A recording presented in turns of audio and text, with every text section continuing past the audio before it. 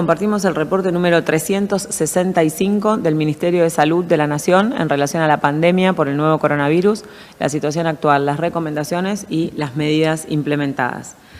En el día de ayer se confirmaron 10.776 nuevos casos de COVID-19, 63.5% en el AMBA, 8.2% en Santa Fe, 6.6% en Mendoza y solamente una provincia no confirmó nuevos casos.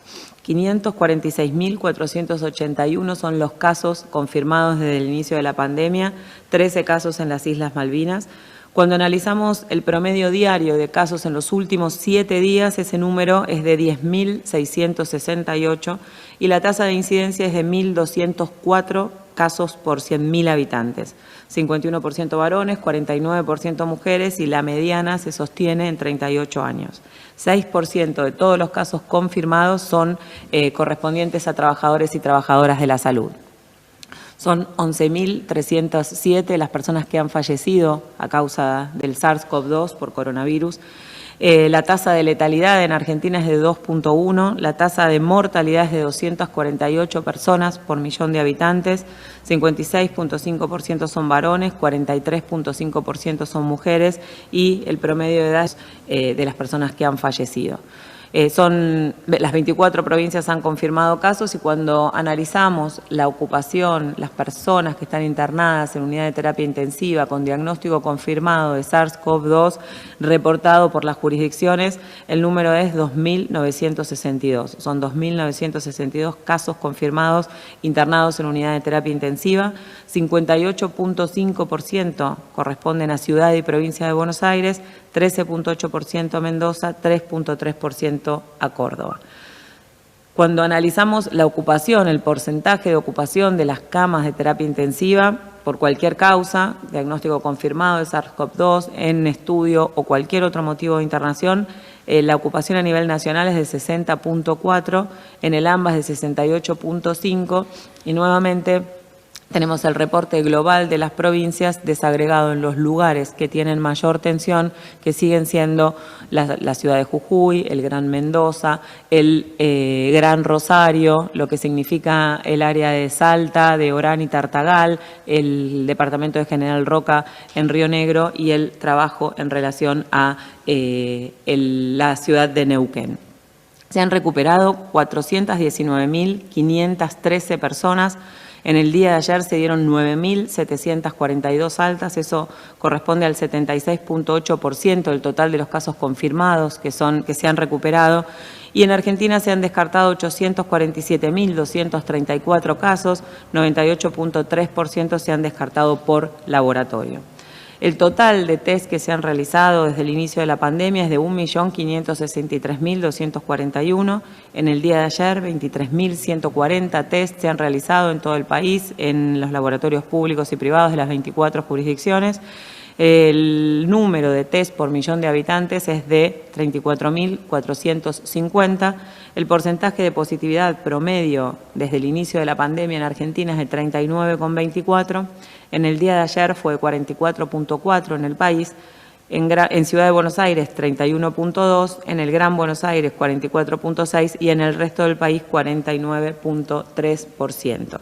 Seguimos viendo la situación de aumento de casos en las jurisdicciones fuera del AMBA. Seguimos viendo que el AMBA tiene una cierta estabilidad con una mirada y un número de casos que oscila en un número relativamente estable, que se está analizando muy de cerca, con una estabilidad de un número de casos diarios alto, con una tensión del sistema de salud sostenida, que tiene también un impacto en esto que venimos trabajando en relación a el esfuerzo, el desgaste, el estrés, la tensión que genera en el equipo de salud, esta tensión en forma sostenida, a diferencia de otras provincias que están experimentando un aumento muy importante del número de casos en poco tiempo, y esa tensión lo que genera es el riesgo de poder tener una respuesta insuficiente desde el sistema sistema de salud.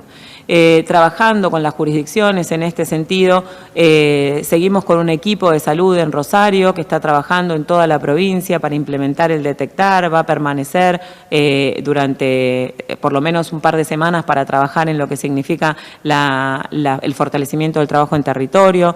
Seguimos con un equipo en Salta, ayer compartimos que había un equipo de más de 20 personas con equipamiento e insumos para seguir dando apoyo en Tartagal y en Orán, y el doctor Costa sigue en Salta, por eso no está con nosotros en el reporte. Seguimos con apoyo en Jujuy.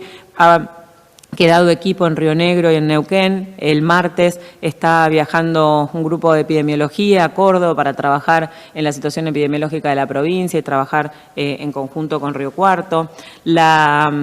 Reuniones de ayer y de antes de ayer del Ministro de Salud de la Nación con las distintas regiones del país, con el equipo técnico y político en las distintas regiones, los consejos regionales de salud han sido realmente importantes. Se ha trabajado en todo esto que venimos haciendo, se ha trabajado también fundamentalmente en compartir experiencias exitosas de diferentes provincias que están en situaciones epidemiológicas similares, y se ha generado también esta continuidad de trabajo para volver a generar lo que se llama grupos en relación a lo que es situaciones epidemiológicas y compartir experiencias y situaciones puntuales como el trabajo en conjunto con los transportistas, con los trabajadores golondrinas, con la migración interna, con las experiencias exitosas en relación a la búsqueda de contactos y a la estrategia de testeo. Son desafíos que se presentan en el mundo, y en ese sentido las provincias que ya han recorrido esa etapa, compartir las experiencias con quienes la están iniciando,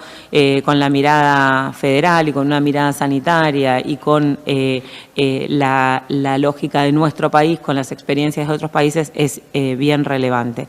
En el día de ayer también el Ministro de Salud tuvo una larga reunión con los expertos y las expertas del Comité Asesor en relación a esta preocupación por el aumento de los casos en las diferentes jurisdicciones, y bastante acuerdo hubo en la importancia que tiene esto que se viene trabajando y que se está implementando en varias de las jurisdicciones que están experimentando un aumento del número de casos, que es esa importancia de disminuir la circulación de personas en forma intensa y transitoria para poder disminuir la circulación viral, la importancia de transmitir la importancia del cumplimiento de las medidas de recomendación. Lo que fue una conclusión común es que realmente los protocolos existen, las recomendaciones son claras, y lo que necesitamos reforzar es que cada una desde su rol podamos cumplir en todos los momentos cada una de esas recomendaciones, porque realmente eso es lo que va a tener impacto en poder seguir sosteniendo estas aperturas e inclusive progresar para poder minimizar la circulación viral. En el día de hoy tenemos a Carlos Giovacchini, nosotros le decimos Goyo, de la Dirección Nacional de Epidemiología. Es una de esas personas que por ahí ustedes no la conocen, pero estuvo en Rosario, el martes se va a Córdoba, muy temprano a la mañana hasta muy tarde a la noche, junto con todo el equipo de epidemiología, está trabajando y pensando cómo poder dar respuesta a esta pandemia, cuáles son las estrategias epidemiológicas, cuál es la definición de caso para Argentina más adecuada. Así que primero le vamos a agradecer a él y en nombre de él a todo el equipo de Epidemiología de Nación y de todas las provincias y en cada rincón del país, y después escuchamos lo que nos cuenta. Gracias. Bueno, muchísimas gracias, doctora, y gracias por la oportunidad. Y hoy vamos a compartir algunos conceptos y algunas actividades que son fundamentales para poder minimizar el daño a la salud como producto de la pandemia de COVID-19 en Argentina. Las tres cosas que vamos a comentar son la definición de caso, qué es una definición de caso y para qué sirve, la confirmación por criterio clínico epidemiológico, que es algo que se incorporó hace un tiempo reciente y que se amplió en esta semana también. Y finalmente vamos a hablar de nuevo y todas las veces que sea necesario sobre el aislamiento y seguimiento clínico de los casos y el aislamiento o cuarentena de los contactos estrechos. En cuanto a la definición de caso, esta semana esa definición se actualizó y en general la definición de caso es una actividad dinámica que acompaña la evolución de brotes y epidemias en general y en este caso de la pandemia de COVID-19. Y sirve para orientar la investigación epidemiológica que tiene por principal objetivo limitar el impacto de la enfermedad en la población. Entonces, en la situación actual de la pandemia, al no tener todavía una herramienta eficaz de prevención por vacunas o de tratamiento que nos permita dejarnos tranquilos acerca de que podemos evitar los contagios o las complicaciones y los riesgos de enfermar o morir por COVID-19, la única herramienta que tiene la epidemiología para limitar ese impacto en la población es identificar lo más rápidamente posible los casos, para que brindarle cuidado rápidamente y a su vez intentar limitar la cadena de transmisión, que es la posibilidad de que dejen de contagiar a otras personas, ellos y los contactos estrechos que hayan tenido. Entonces, las tres cuestiones que permite la definición de caso, a partir de poder identificar correctamente cuáles son casos y cuáles no, es permitir el seguimiento clínico, porque tenemos que recordar que todos los casos de COVID-19 deben ser seguidos clínicamente para poder identificar signos de alarma que requieran que la persona esté asistida institucionalmente, por ejemplo. O si necesita internación, etc. Lograr el aislamiento efectivo de esa persona, como decíamos recién, para que no continúe transmitiendo la enfermedad y permitir rastrear a los contactos que hayan estado con esa persona durante los 2 días previos al inicio de los síntomas o mientras estuvo sintomática y que hayan constituido contactos estrechos, es decir, que hayan estado a menos de 1,5 metros durante 15 minutos o hayan compartido un lugar cerrado, un lugar de trabajo, etcétera, con una persona que enfermó de COVID-19. Esas son las principales acciones de control de la pandemia en términos epidemiológicos, que junto con las conductas que mencionaba recién la doctora Bisotti, que todos debemos tomar para cuidarnos, que son el distanciamiento social, la higiene de manos y el uso de tapabocas, constituye el conjunto de medidas que tenemos al alcance para poder limitar el impacto de la pandemia. La definición tiene que lograr identificar, como dijimos al principio, la mayor cantidad de casos, porque necesitamos que la mayor cantidad de casos dejen de contagiar a otros. Y a eso le llamamos sensibilidad en una definición de caso. Pero a su vez tiene que lograr que ingresen a la vigilancia epidemiológica la menor cantidad posible de no casos, es decir, de personas que se sientan enfermas, pero no por causa de COVID-19, sino por otras causas de enfermedad. A eso le llamamos especificidad de la definición de caso. Entonces tenemos que tener un equilibrio entre la sensibilidad y la especificidad para lograr que el sistema de salud actúe de manera eficaz y eficiente, ¿sí? Identificando todos los casos y no aquellos que no se correspondan con esta enfermedad y se le puedan brindar los cuidados que requieran por las otras patologías que puedan estar padeciendo. Y para lograr una definición sensible que nos permita identificar claramente los casos, periódicamente se recurre al estudio de la frecuencia de los signos y síntomas, por ejemplo, que presentaron hasta ahora los enfermos. Por lo cual, en esta semana se incorporaron, lo van a ver en la página web del Ministerio de Salud, un nuevo síntoma que es el dolor muscular o mialgias, que se vio que afecta a muchas de las personas que fueron confirmadas para COVID-19. Por eso decíamos que la definición es dinámica. Cuando encontramos que hay síntomas que son frecuentes y que permiten entonces identificar precozmente los casos, se incorporan a la definición de caso. Y en este contexto, también lo importante para una definición que permita identificar claramente los casos es recabar los antecedentes, lo que llamamos antecedentes epidemiológicos, si esa persona estuvo en contacto con un caso confirmado de coronavirus, o si esa persona trabaja o estuvo en un lugar donde hay otros casos confirmados por coronavirus. Esos son antecedentes que nos permiten orientar si se trata o no de una enfermedad por el SARS-CoV-2. La otra cosa que queríamos comentar y que también tuvo cambios en esta semana para permitir lograr una eficiente gestión de los casos de coronavirus es la confirmación por criterios clínico-epidemiológicos.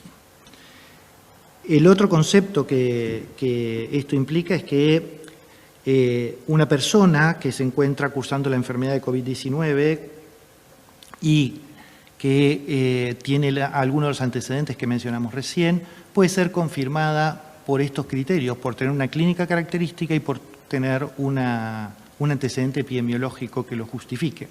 Esas personas que se van a mencionar como casos confirmados por criterio clínico epidemiológico no van a requerir necesariamente estudios de laboratorio para confirmar la infección y eso permite realizar las acciones que mencionamos antes, que son de aislamiento, seguimiento, etcétera, de manera más rápida, sin esperar los resultados del laboratorio.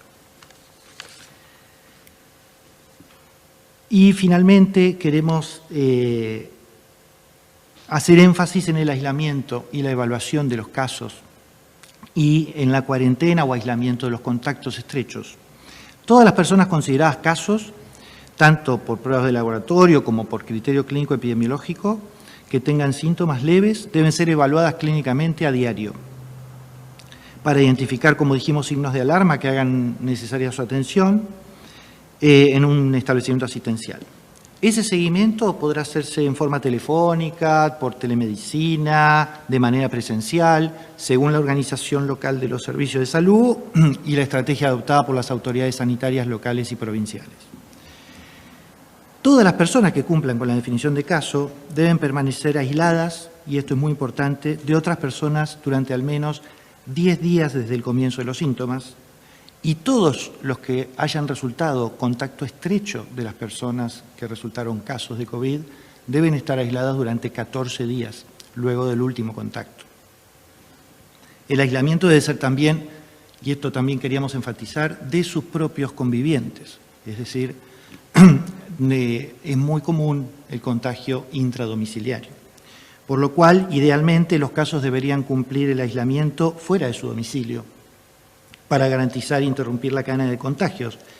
Y siempre debería cumplirse fuera del domicilio cuando se convive con personas con factores de riesgo, mayores de 60 años, con enfermedades previas, etc. Pero para aquellos que cumplen el aislamiento intradomiciliario, es importante recordar que deben tomar todas las precauciones para aislarse en forma efectiva de las demás personas que viven en su hogar. Dijimos la identificación de casos, el aislamiento de ellas y de sus contactos son las medidas eficaces junto al distanciamiento social para lograr disminuir la transmisión. Y como dijo la doctora, muchas de las provincias están experimentando un importante número de casos y necesitamos que eso disminuya para cuidar mejor a las personas. Y cuidando los casos leves, aislando eficazmente a los casos y los contactos, estamos cuidando a todos y principalmente a los que tienen mayor riesgo de agravarse y fallecer por COVID-19. Para repasar, ¿qué debemos hacer para cuidarnos?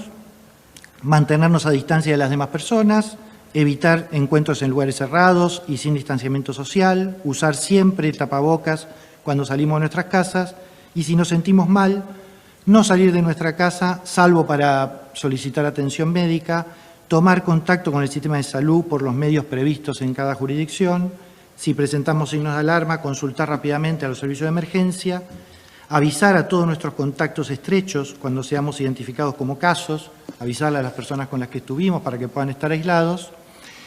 Y si fuimos nosotros un contacto estrecho, un caso confirmado, debemos permanecer en nuestra casa 14 días. Si nos seguimos cuidando, estamos evitando muertes mientras le damos tiempo a la ciencia para conseguir una solución que cada vez está más cerca, por cierto. Y queremos, por último, agradecer a todos los equipos de epidemiología de todo el país que trabajan en esta actividad, que es silenciosa, pero es muy importante para limitar el impacto de la pandemia en Argentina. Muchas gracias. Muchas gracias, Goyo. La situación es dinámica, la definición de casos es dinámica. Es muy importante seguir trabajando con el tema de interrumpir la transmisión de contactos. Repasamos que al día de hoy la definición de caso es 2 o más de los siguientes síntomas: fiebre de más de 37.5, tos, dolor de garganta, dificultad para respirar, dolor de cabeza, dolor muscular o diarrea y vómitos. Y hay 2 signos que son la falta de olfato y la falta de gusto, aparición brusca, que por sí solos ya constituyen una definición de caso. Así que con esta definición de caso seguimos trabajando para seguir interrumpiendo la transmisión del virus, cortando la cadena de contagios y minimizando el impacto de la pandemia. Muchas gracias.